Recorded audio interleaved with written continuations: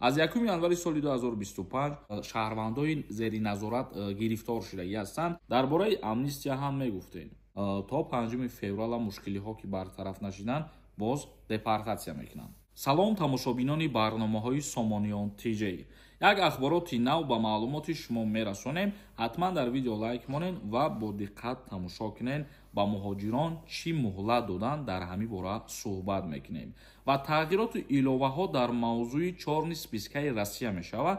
нафарое ки мумкин проблемаҳошона ҳал карданд ё граница гузаштанд, аз чорни списка номшон тоза шид ё ин ки не, ё ягон каси дигара дабавид карданд ё ин ки не.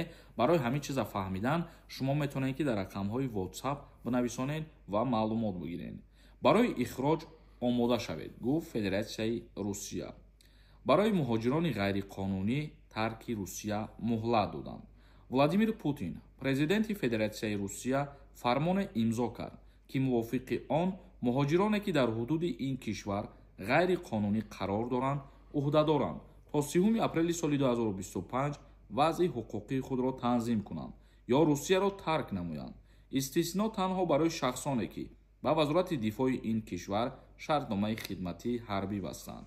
аз 1 январи соли 2025 то 3 апрели соли 2025 шаҳрвандони хориҷӣ ва шахсони бешаҳрванд ки ба феҳристи шахсони таҳти назорати дохил шуданд метавонанд вазъи ҳуқуқии худро дар Русия танзим намоянд.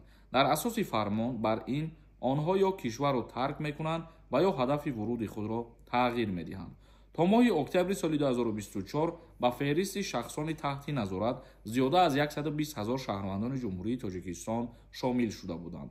дар ин феҳрист муҳлати муҳоҷирон сабт шуд ки муҳлати ҳуҷҷатҳои муҳоҷирати онҳо гузаштааст ё бекор шуданд. яъне ки президенти Федератсияи Русия Владимир Путин то 3 апрели соли 2025 барои шаҳрвандои хориҷие ки дар Федератсияи Русия омадагиянд ва таҳти шаҳрвандои зери назорат гирифтор шудагӣ ҳастанд муҳлат доданд ки тамоми ҳуҷҷатгузориҳои худро дуруст кунанд.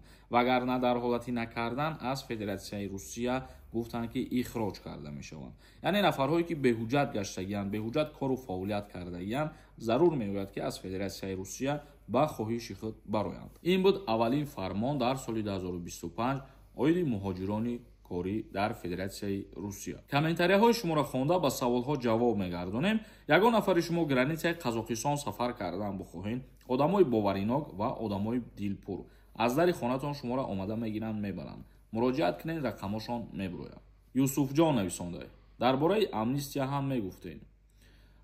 бародари азиз, дар бораи амнистия ҳозира шуда ягон информатсия нест ва мо ҳеҷ чиз гуфта наметавонем аз пеши худмон.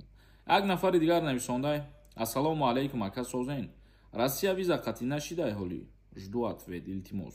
Не, Федератсияи Русия рафтан и бе виза ва ягон гуфтушунид қарорам нашида дар ин бора. Саид Раҳмонов нависонда: ассалому алайкум акаи Сормон. выезди ман ҳуй шидагиай, лекин ду то ҷарима дорам.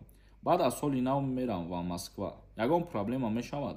Илтимос ҳамин суолро ҷавоб медодем.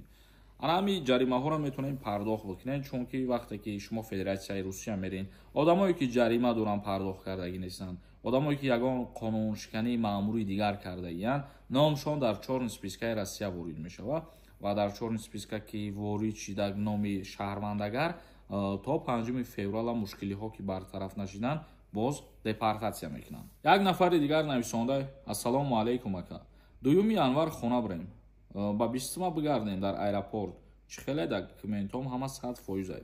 мо дар ин бора 100% ягон чи гарантия гуфта наметавонем, чунки баъзе нафарҳое ҳастанд ки бо мо ҳамсуҳбат мешаванд, мегӯянд ҳуҷҷатҳои мо 100% буд, биромадем аз Россия ва абрада моро намондан, яъне ки запрет карданд. ин чиза ҳеҷ кас 100% ҳозир гарантия дода наметавонад. дар вақте ки таможни мерен, мисол ба ягон причинарам набоша, агар бе ягон причина дидестен ки бисёри нафарҳоро гардондестанд, яке аз причинаҳое ки мекунанд мегардонанд, мегӯянд ки шумо ки аз Россия биромадем бояд 3 моҳ пас меомаден, новобаста аз ӯе ки шумо гости омадагӣ нестен, мигратсиони картаи работа қатъи омадагӣ нестен ё ки документотон 100%. ин чизо кам ба назар мерасад, кам ба назар гирифта мешавад. Фаридун нависонда: салом ака, пешакӣ раҳмат. ҳамин видножительство дошта бошӣ. гражданини Россия дохил мешава, илтимос гап зан. видножительство доштан ин маъноиро надорад ки шумо аллакай шаҳрванди Россия мебошед. бигем 50 на 50 ку осонтар фаҳмонем. ҳамин хелаи чиз. як нафари дигар нависондае ки ассалому алайкум акаи Сорбон, мегуфтем депорта шуғли аҳолии Душанбе рафта месанҷем ё ай ҳамин шуғли аҳолии бохтарам санҷида мешавад. Пешакӣ раҳмат. Шуғли аҳолӣ намесанҷаи чиза. Мо гуфтем ки дар шуғли аҳолӣ боз як корхонаи дигар ҳастай. ана ҳамун корхонаи МВД-и Русия мебошад. ҳамун ҷои чизоро тафтиш мекунад ва ҷавоби аниқу дуруста барои шумо мегам. Давлатшоҳ нависондай: салом акаи Сорбон, меган синни соли даъваткунӣ ба хизмат боло рафтай. қонунҳои нав мешаванд меган ҳамин сол. ҳамин гапҳо рост бошад ё ин ки не? дар бораи қонунгузории Ҷумҳурии Тоҷикистон оиди хизмати ҳарбӣ ва уҳдадориҳои ҳарбӣ ягон тағйиротҳои нав, ягон иловаҳои нав шидагӣ нестай. Чӣ хеле ки буд ҳамун хеле, яъне синни солам боло рафтагӣ нестай.